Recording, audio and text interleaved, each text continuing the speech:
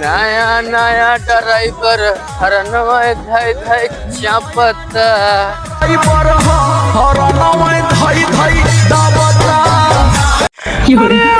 चंपा कली। अरे चंपा कली एक सेकंड कहाँ बे काहे रोवता इतना के? अरे भैया ये भगवान क्या हमार जुलूम है? मलकिनिया चंपा कलिया जब अपने भैया के राखी बांधे और हमारे घर जीवन आए लागत है, यही से आए खिया बैठा ही हम। काहे के बे?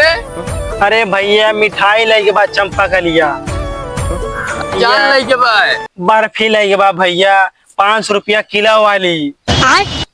यही समाज जीवा कापत है भैया।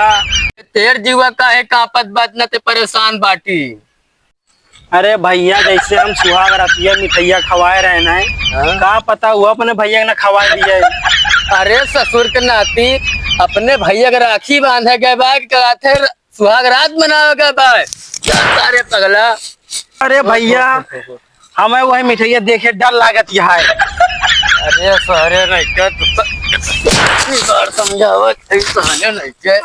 रुक सारे रुक रुक रुक रुक रुक रुक चल भैया का साले ससुरारी लेके चली पहले बताई हम। हाँ भैया चला दिखावा तू गए भैया अपने चल गया मिठाई खवावे भैया। बात तो सही है। लेकिन एक सेकंड चला सारे धोखा दिखावत है। अरे हमारा चंपा का भी हमारा तो धोखा देखा है, हमें तोरे पर विश्वास नहीं है।